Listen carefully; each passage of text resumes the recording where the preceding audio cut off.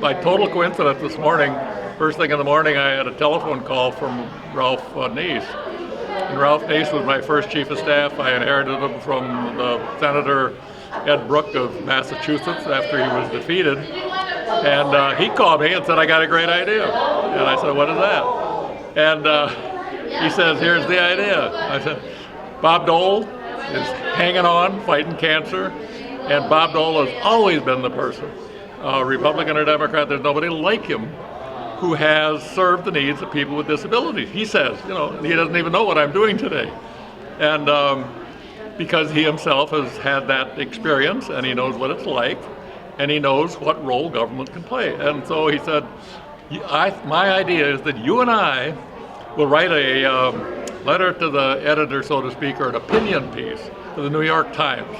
And we're going to talk about the contributions that Senator Bob Dole has made to equal rights for all Americans, with particular emphasis on those whose rights have been, in one way or another, affected by their disabilities. So the two of us are going to write an op-ed to the New York. We'll hopefully get it in the New York Times and talk about people with disabilities, including Bob Dole, the former Senate Majority and Minority Leader. It's a salute to the Colleen Wicks of this world, who, after 50 years later, are carrying on the cause that people like Dole helped to initiate and then help them maintain the momentum for.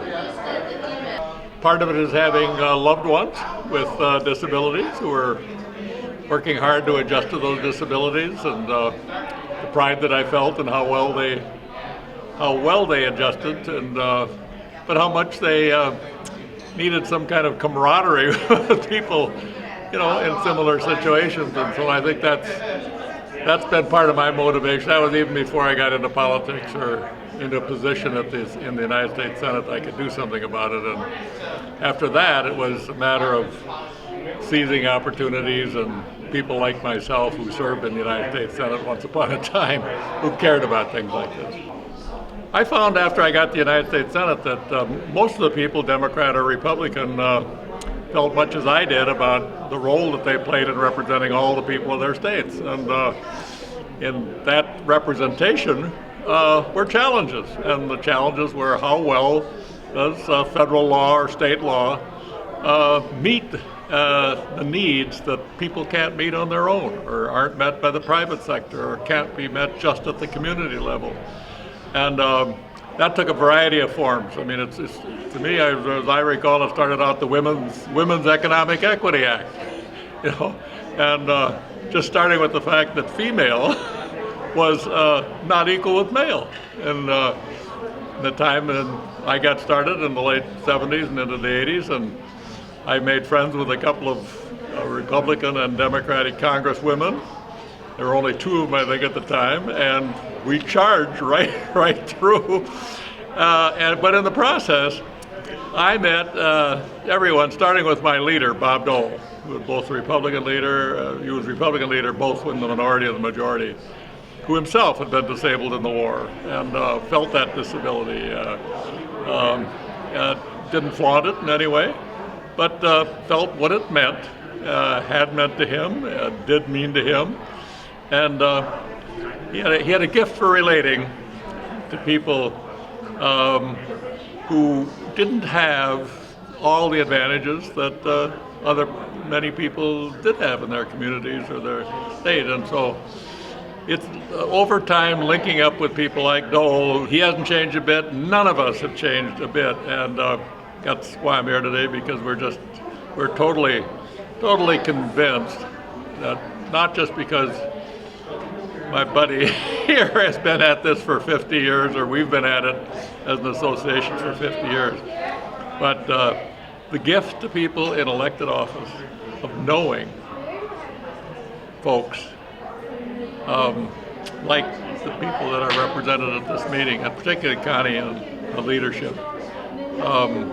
It's just, I can't, words just fail me when I try to express it.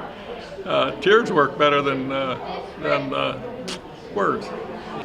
Colleen came to me even before I got into the Senate, I think, but I remembered it well after I got there, because everybody, if you talk about people with disabilities, everybody talked to me about Connewick, and what do we do? What can she do? And the nice thing is that she has a style and a personality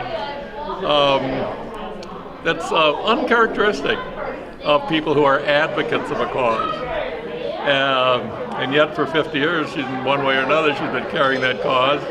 And I think it's because she has the gift of appreciation, i.e., she can appreciate the opportunity she's been given and that the rest of us have been given by people with disabilities. And this is her daily motivation, and too often her frustration as well, because it's harder and harder today to get the full-time attention or that it needs a certain time from people in elected office. Partisanship has taken over too much of it, and making the job of people like Colleen much harder.